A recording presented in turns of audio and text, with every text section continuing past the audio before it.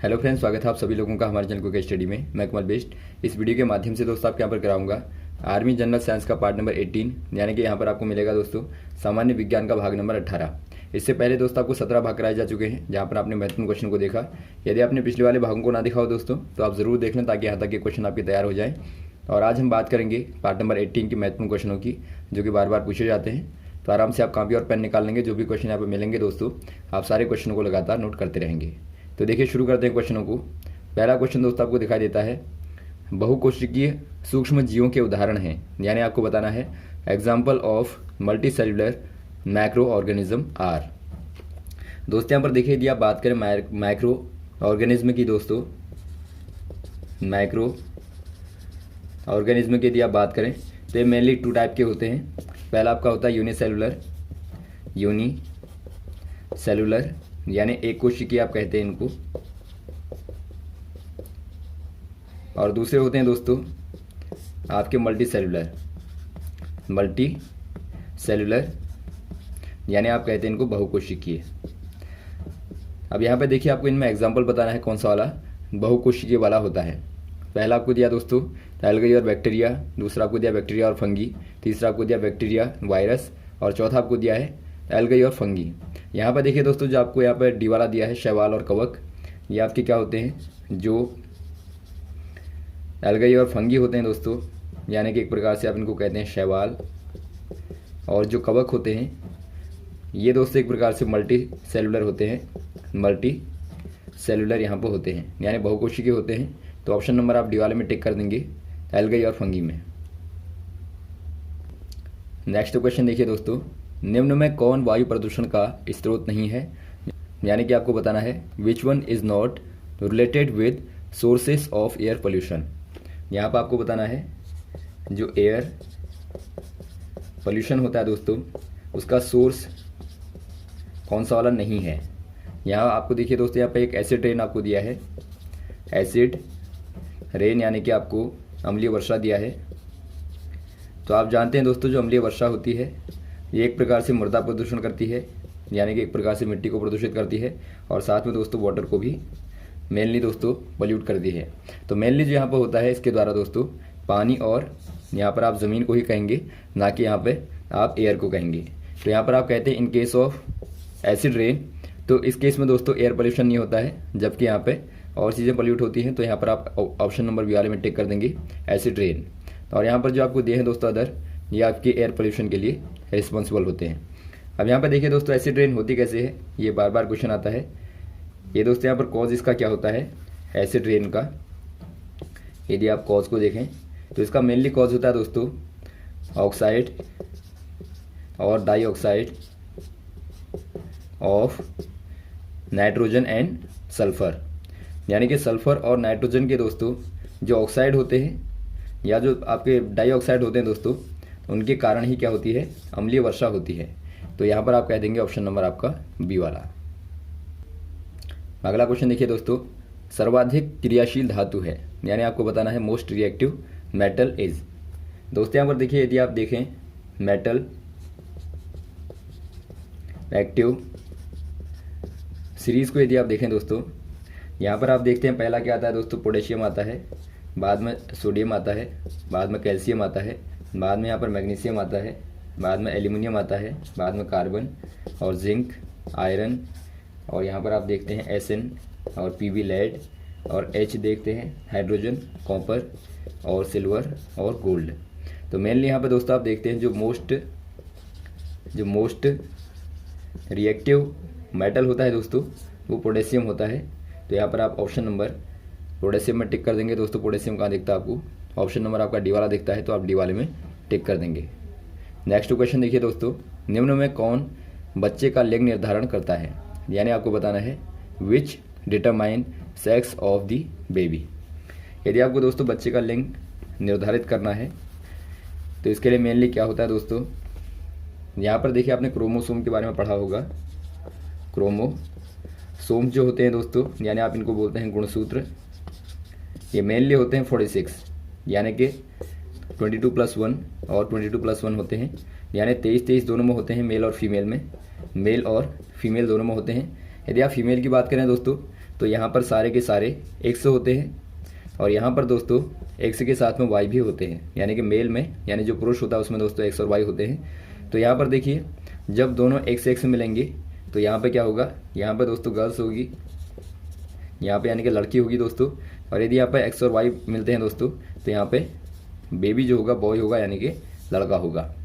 तो यहाँ पर आप कह देंगे दोस्तों डिपेंड करता है क्रोमोसोम पे, यानी कि ऑप्शन नंबर आपका सी वाला हो जाएगा। क्रोमोसोम्स के माध्यम से दोस्तों आप इसको डिटरमाइन कर सकते हैं। नेक्स्ट क्वेश्चन देखिए दोस्तों, धातुएं जो संगीतमय ध्वनि पैदा करती हैं, यानी आपको बताना है the metal which produce singing sound are said to be, यानी कि जो सिंगिंग साउंड पैदा करती हैं दोस्तों, सिंगिंग साउंड जो पैदा करती हैं, ऐसे मेटल को आप क्या कहेंगे। पहला आपको दिया है मेलेबल, दूसरा आपको दिया है सोनोरस, और तीसरा आपको दिया है डक्टाइल, और चौथा दिया है हार्ड।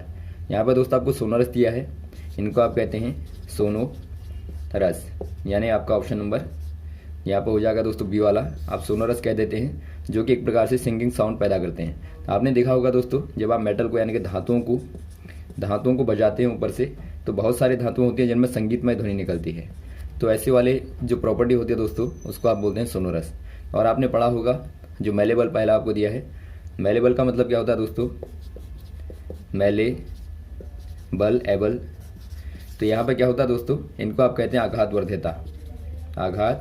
वर्धिता कहते हैं। इसके तहत होता है यदि आप कोई मेटल लें, यहाँ पर आपने कोई मेटल लिया यानी कोई धातु को लिया दोस्तों, और धातु को आप बार बार पीटने के बाद में पतली चादर के रूप में कन्वर्ट कर देते हैं, यानी कन्वर्टेड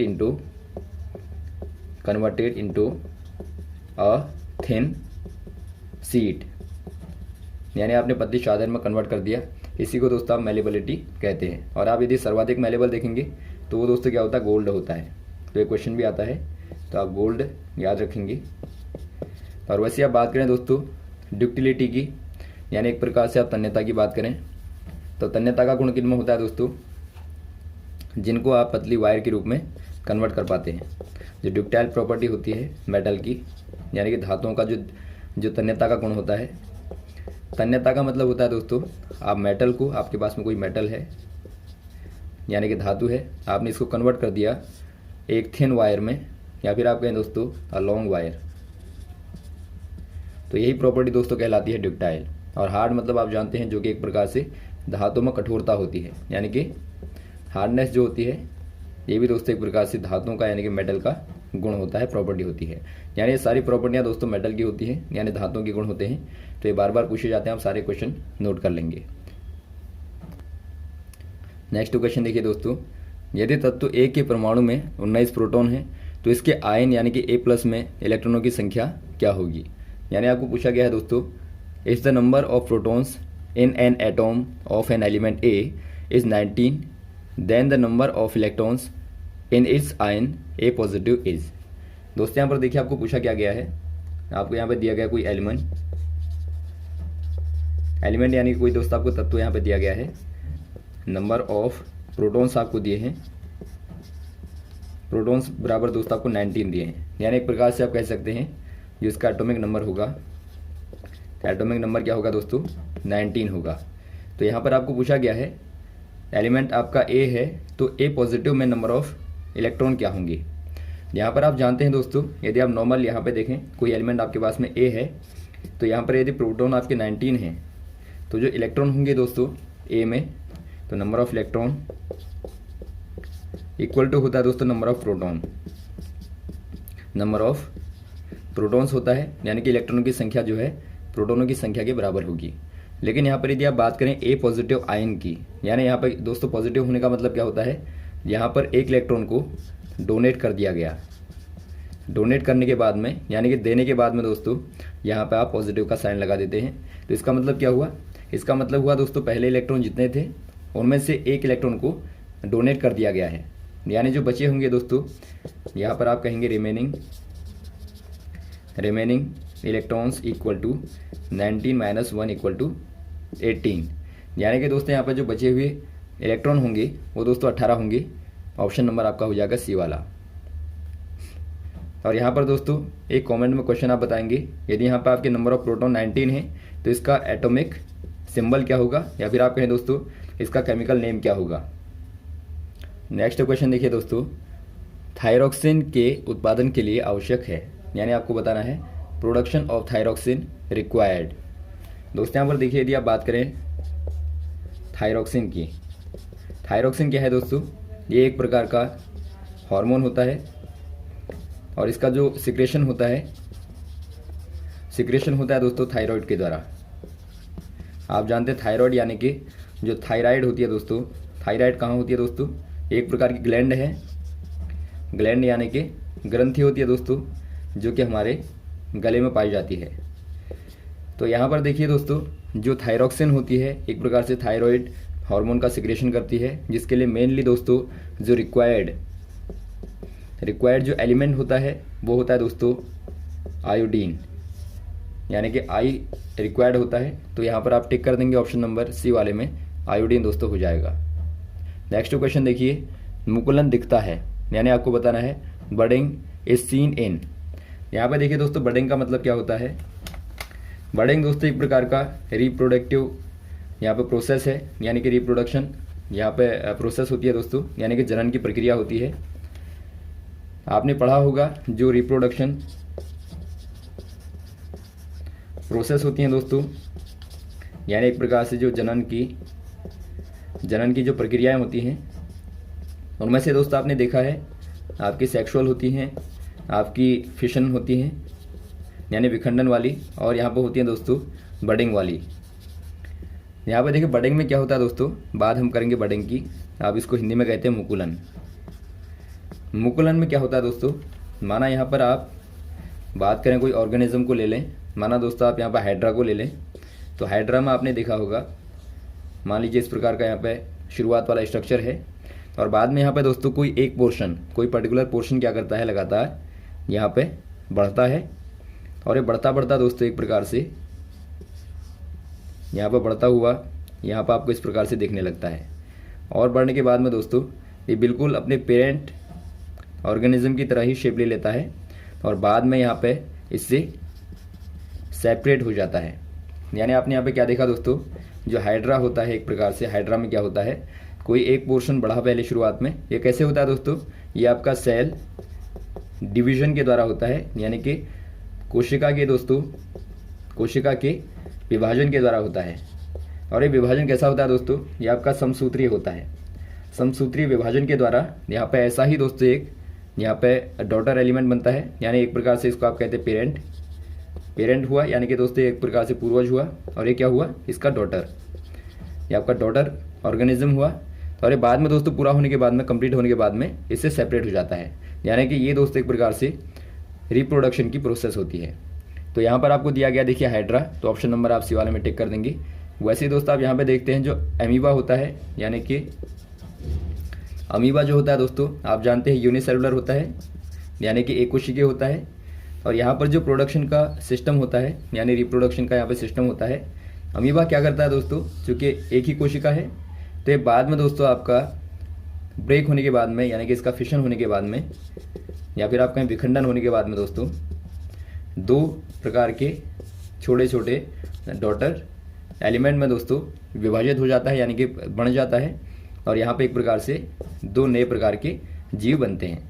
तो यहाँ पर आप कह देंगे यहाँ पे क्या होता है दोस्तों, फिशन होता है। नेक्स्ट क्वेश्चन देखिए दोस्तों, बाह्य गर्भण डैडेस में होता है, यानी आपको बताना है एक्सटर्नल फर्टिलाइजेशन अकर्स। यदि आप बात करें दोस्तों एक्सटर्नल फर्टिलाइजेशन की, ये किन में होता है दोस्तों, बाह्य गर्भण जो होता है, ये आपका हॉर्स में होगा, फिश में होगा, या ह्यूमन में होगा, या नन ऑफ दीज। यदि आप बात करें दोस्तों फिश की, यानी जो मछली होती है, वहाँ पर आप देखते हैं दोस्तों मछली क्या करती है, अपने अंडों को पानी में कहीं भी ओपन में दोस्तों, यानी कि बाहर वाले एरिया में, यानी आप कह देंगे आउटसाइड फ्रॉम देयर बॉडी, यानी अपने शरीर के बाहर दोस्तों एक प्रकार से कहीं भी अंडे दे देती है, और वहीं पर दोस्तों उनका फर्टिलाइजेशन होने के बाद में वहाँ से जीव बनते हैं। तो यहाँ पर आप कह देंगे दोस्तों जो एक्सटर्नल फर्टिलाइजेशन होता है वो फिश में होता है। यदि आप बात करें ह्यूमन में दोस्तों, तो ह्यूमन में कहाँ पर होता है, ये आपका होता है दोस्तों फैलोपियन जो ट्यूब होती है वहाँ पर होता है। अगला क्वेश्चन देखिए दोस्तों, यदि एक वस्तु कोई रंग परावर्तित नहीं करती है तो उसका रंग कैसा दिखाई देगा। यानी आपको पूछा गया है if no one colour reflected by a body then its colour appears will be. यहाँ पे देखिए दोस्तों, आपके पास में कोई बॉडी है और ये कोई भी कलर दोस्तों रिफ्लेक्ट नहीं करती है। रिफ्लेक्ट न करने का मतलब यानी कि परावर्तित नहीं करती है दोस्तों। तो ऐसे केस में क्या होगा, आप जानते हैं जो कलर होता है, माना आप यहाँ पर व्हाइट लाइट को ले तो वहाँ पर आप देखते हैं दोस्तों VIBGYOR, यहाँ पर 7 रंग होते हैं। यदि आप 7 रंगों में से कोई भी रंग आपको रिफ्लेक्टेड होकर नहीं मिलेगा दोस्तों, तो आपको इनमें से तो कोई कलर दिखाई नहीं देगा। तो आपको बॉडी कैसी दिखाई देगी, बॉडी आपको दोस्तों इन केस में ब्लैक यानी कि काली दिखाई देती है। तो यहाँ पर आप कह देंगे जब कोई भी रंग का परावर्तन नहीं होगा दोस्तों, तो ऐसे वाले केस में आपको बॉडी काली दिखाई देती है। तो ऑप्शन नंबर आपका हो जाएगा सी वाला।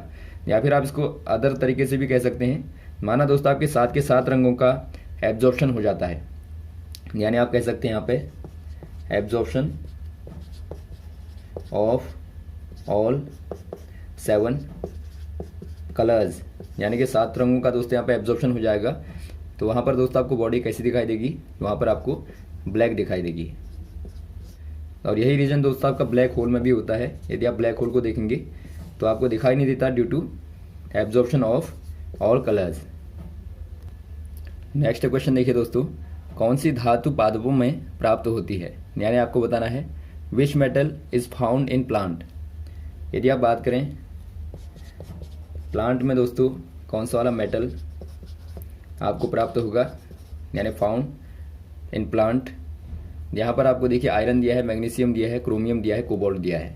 यहाँ पर आप मैग्नीशियम को देखते हैं दोस्तों, जो मैग्नीशियम होता है वो क्या होता है दोस्तों, एक प्रकार से ये आपका जो क्लोरोफिल होता है, क्लोरोफिल जो होता है दोस्तों पादपों में, यानी कि क्लोरोफिल जो आप पर्णहरित बोलते हैं इसको आप, तो इसी के द्वारा दोस्तों खास तौर पर जो पादपों में भोजन बनाने की प्रक्रिया होती है, यानी कि जो फोटोसिंथेसिस की यानी प्रकाश संश्लेषण की जो प्रक्रिया होती है दोस्तों, वो संपन्न होती है क्लोरोफिल के द्वारा ही। और क्लोरोफिल में ही दोस्तों मैग्नीशियम भी होता है। मैग्नीशियम जो आपका मेटल है, एक प्रकार से धातु है, तो ये वहाँ पे पाया जाता है। इसके द्वारा ही दोस्तों खास तौर पे जो लाइट का एब्जॉर्प्शन होता है पादपों के द्वारा, यानी कि जो क्लोरोफिल जो एब्जॉर्प्शन करता है लाइट का, तो इसी की प्रेजेंस में दोस्तों मेनली हो पाता है। तो यहाँ पर आप कह देंगे ऑप्शन नंबर बी वाला हो जाएगा, जो कि मैग्नीशियम आपको दिया है। तो यहाँ तक दोस्तों आप क्वेश्चन को तैयार करेंगे। उम्मीद है आपको क्वेश्चन समझ में आए होंगे दोस्तों। यदि आपका कोई कन्फ्यूजन हो तो आप कमेंट बॉक्स में कमेंट करें, और यदि आपको वीडियो पसंद आया हो तो आप ज़रूर लाइक करें, शेयर करें, ताकि अधिक से अधिक लगातार क्वेश्चन आपको मिलते रहें। Okay, thanks. जय हिंद, जय भारत।